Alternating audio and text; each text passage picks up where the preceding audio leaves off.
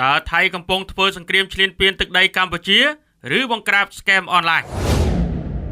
នៅក្នុងយុគសម័យដែលឧក្រិដ្ឋកម្មឆ្លងដែនកំពុងកើនឡើងយ៉ាងឆាប់រហ័សពាក្យ scam អនឡាញបានក្លាយជាពាក្យសំខាន់មួយក្នុងវចនានុក្រមសន្តិសុខរបស់ប្រទេសជាច្រើនទោះជាយ៉ាងណាការយកបញ្ហាឧក្រិដ្ឋកម្មប្រភេទនេះមកភ្ជាប់ជាមួយការគំរាមកំហែងឬសកម្មភាពយោធាលើព្រំដែនរមែងបង្កើតសំណួរមួយសម្រាប់សហគមន៍អន្តរជាតិថាតើឧក្រិដ្ឋកម្ម scam អនឡាញអាចក្លាយជាលេសសម្រាប់ការប្រើកម្លាំងយោធានិងរំលោភអធិបតេយ្យភាពប្រទេសជិតខាងបានដែរឬទេច្បាប់អន្តរជាតិប្រកាសជាឆ្លើយថាមិនអាចធ្វើបានឡើយក្នុងបរិបទនេះការលើកឡើងរបស់រដ្ឋមន្ត្រីការបរទេសថៃដែលមានបំណងយកបញ្ហា scam អនឡាញទៅលើកឡើងនៅអង្គការសហប្រជាជាតិ UN ដើម្បីទប់ទល់នឹងនាយករដ្ឋមន្ត្រីកម្ពុជាលោកហ៊ុនម៉ាណែតបានបង្ហាញយ៉ាងច្បាស់ដែលថារដ្ឋមន្ត្រីថៃរូបនេះចង់ភ្ជាប់បញ្ហា scam អនឡាញជាមួយសកម្មភាពយោធាដែលនេះមិនមែនជាការយល់ច្រឡំទេប៉ុន្តែជាការបំលែងបញ្ហាឧក្រិដ្ឋកម្មស៊ីវិលដោយចេតនានយោបាយពីឧក្រិដ្ឋកម្មស៊ីវិលឆ្លងដែនឲ្យទៅជាអំពើឈ្លានពានយោធាជាស្ដែងបញ្ហា scam អនឡាញមិនមែនជាបញ្ហារបស់ប្រទេសណាមួយតែឯងនោះទេវាជាបញ្ហាសកលដែលកើតមាននៅគ្រប់តំបន់សំខាន់ៗនៃពិភពលោកទាំងអាស៊ីអឺរ៉ុបអាមេរិកនិងអាហ្វ្រិកដោយដែលទេសរដ្ឋមន្ត្រីកម្ពុជាលោកកែរមីបានបញ្ជាក់បញ្ហានេះថាត្រូវដោះស្រាយតាមវិធានការច្បាប់និងកិច្ចសហប្រតិបត្តិការអន្តរជាតិដូចជាកិច្ចសហការរវាងអាជ្ញាធរនគរបាលនិងតុលាការឆ្លងដែនការផ្លាស់ប្តូរព័ត៌មាននិងបច្ចេកទេសស៊ើបអង្កេតព្រមទាំងការអនុវត្តកិច្ចព្រមព្រៀងអន្តរជាតិនិងតំបន់ក្នុងន័យច្បាប់ scam អនឡាញត្រូវបានចាត់ទុកជាបទល្មើសស៊ីវិលឬព្រហ្មទណ្ឌមិនមែនជាអំពើប្រឆាំងយោធាឬការគំរាមកំហែងសន្តិសុខជាតិ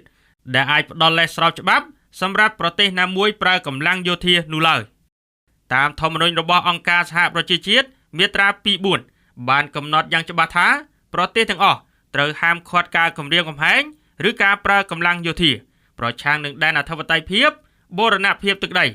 និងឯករាជ្យនយោបាយរបស់ប្រទេសមួយផ្សេងទៀត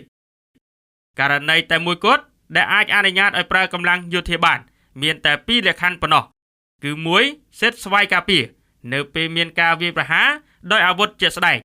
និង2ការអនុញ្ញាតច្បាស់លាស់ពីក្រុមប្រឹក្សាសន្តិសុខរបស់អង្គការសហប្រជាជាតិ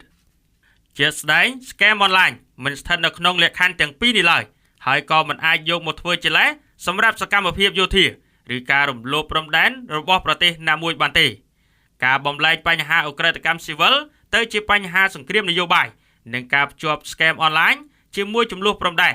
បានបង្ហាញពីយុទ្ធសាស្ត្រនយោបាយមួយដែលមានភាពគ្រោះថ្នាក់យ៉ាងខ្លាំងយុទ្ធសាស្ត្របែបនេះអាចនាំឲ្យបំផ្លាញគោលការណ៍មូលដ្ឋាននៃច្បាប់អន្តរជាតិបង្កើតការយល់ច្រឡំក្នុងសហគមន៍អន្តរជាតិ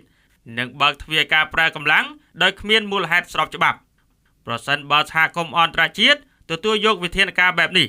នោះគោលការណ៍សន្តិភាពនិងសណ្ដាប់ធ្នាប់អន្តរជាតិដែលបានកសាងឡើងក្រោយសង្គ្រាមលោកលើកទី2នឹងត្រូវរងការប៉ះពាល់យ៉ាងធ្ងន់ធ្ងរ